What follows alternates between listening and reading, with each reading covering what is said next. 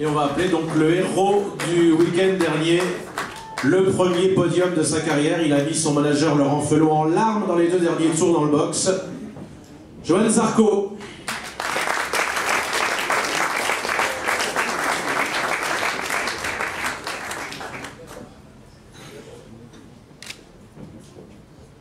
Johan, bonjour.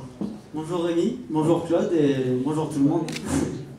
On avait été tourner un petit reportage avec Eurosport l'année dernière, un portrait de toi, et on avait pu se rendre compte combien tu fais de sacrifices en vivant chez Laurent. Tu nous avais expliqué, j'avais été surpris quand tu m'avais expliqué que tu dormais sur le canapé familial. Voilà, tu fais énormément de sacrifices financiers.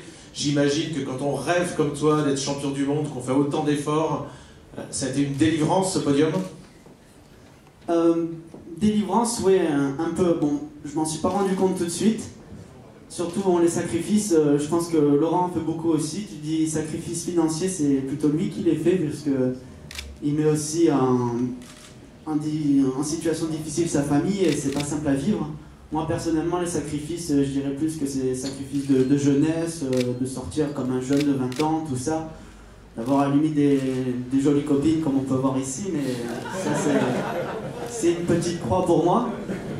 Et donc voilà, pour moi les sacrifices c'est plutôt ça. Après côté financier c'est Laurent et ce podium, j'en doute pas qu'il a eu les larmes aux yeux Laurent. Moi je suis quelqu'un plutôt un peu plus froid donc j'ai pas encore pleuré pour le podium, j'espère pouvoir pleurer pour quelque chose de mieux. Donc non, c'est quand même un beau résultat. Et ce qui me fait vraiment très plaisir, c'est que ça arrive dès le 2e Grand Prix. Et comme un distance, c'est le premier européen. Donc, pas se mettre la pression. Et pour justement éviter cette pression, moi, l'objectif, c'est de pouvoir, pour l'instant, réduire l'écart avec Nico Terol, qui est premier en ce moment. Et qui a quand même un peu d'avance par rapport à nous, qui est plus fort, également grâce à son expérience. Ça a été le scénario idéal pour toi, parce que là où tu étais placé, en fait, tu savais qu'il fallait être prudent, rester sur tes routes, tous tes adversaires s'éliminaient, tout seuls les uns après les autres tombaient devant toi. Complètement, c'est vrai que ça a été un dimanche, j'arrête pas d'y penser, la chance a vraiment été avec moi, je trouve. Après j'en parle à d'autres personnes, ils disent oui de la chance, mais il faut également pouvoir être malin et rester sur ses roues, et c'est ce que tu as fait. Et là c'est clair que pendant la course, en plus les chutes, j'ai pu les voir à chaque fois devant moi, donc ça me permet à chaque fois de mettre une petite alarme dans la tête et de me dire fais attention, ça peut être dangereux. Et là, en fin de course, j'étais 4e. J'ai vu que le pilote qui était derrière moi était à 9 secondes. Et Laurent a demandé à Jo et au mécano de mettre place 4, ok, puisque j'étais déjà heureux pour cette position. Et là, quand j'attaque le dernier tour et que je rentre dans le premier virage, je vois un drapeau jaune. Donc ça signifie une chute, je me dis bon ça va être un retardataire et que je vois la moto verte à Faubel, j'ai eu un sourire dans le casque. Là je réalisais, je dis ben je suis 3e, bon le dernier tour était un peu long parce qu'il fallait pas chuter. Mais c'était, voilà, j'ai surtout réalisé à partir du 2e virage que j'y étais et c'était grandiose. Alors comme on était en Espagne, toi quand tu étais petit, t'as aimé la chanson de Jordi Dur Dur d'être un bébé?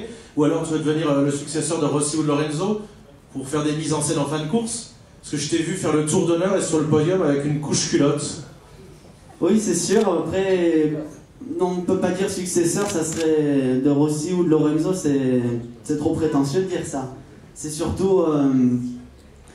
c'est une idée de Laurent aussi au départ, parce qu'on s'est dit que le petit bonhomme, là, mon petit bonhomme Chichin, avec la couche culotte, c'était une bonne idée. Et de pouvoir enlever la couche culotte au premier podium, ça veut dire que maintenant je fais partie des grands. Et... quand même ajouter voilà, un petit gag pour les fins de course, surtout quand il y a de bons résultats. Je pense que c'est une bonne idée parce que ça nous retire un peu du monde moto et ça peut attirer un autre public. Et donc justement, après avoir un plus grand public autour de la moto, et ce côté comique, ça montre voilà, que l'esprit motard il n'est pas buté et qu'il est assez ouvert. On est des hommes et on a tous une intelligence quoi. Et on est inquiet parce que si tu mets une couche culotte quand tu termines 3e, tu vas faire quoi? Faut le monter un striptease quand tu gagnes? Bah là, striptease à la limite pour les sponsors et la combinaison ça va pas leur plaire, mais non, je doute pas que Laurent doit avoir d'autres idées dans la tête parce qu'il il cogite beaucoup et il n'endort pas assez justement. Mais moi je sais pas encore qu'est-ce qui pourra se passer, mais en tout cas j'espère que ça sera une belle fête. Le circuit Bugatti convient à ton pilotage, Johan?